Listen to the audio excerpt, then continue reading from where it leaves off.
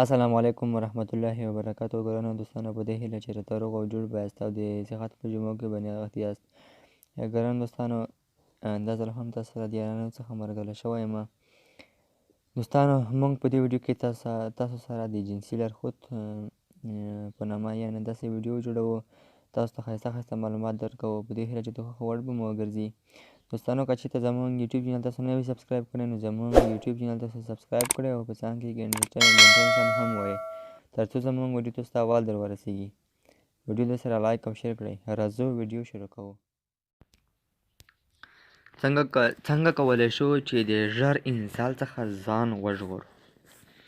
اول، هره ورځ باید وخوړل شي، هغه هم د ورځې لخوا د شپې لخوا یې خوړل تاواني دي. دوهم، 1 ګیلاس د کوفرې اوبه او 15 دانې کیلې هره ورځ. که هره ورځ مو 1 ګیلاس د کوفرې اوبه او 15 دانې کیلې وخوړلې، په 2 ورځو کې به مو په سلو انشاءالله ستونزه حل شي. دریم، بادام، پیسته، کیله، انار، د ماهي غوښه ده، تور او سره مرچ شیدې.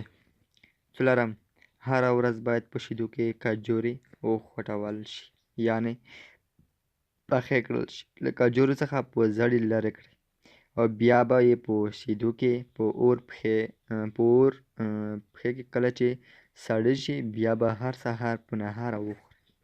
دا پورته ذکر شوي شیان درنه سام اټم بام جوړوي.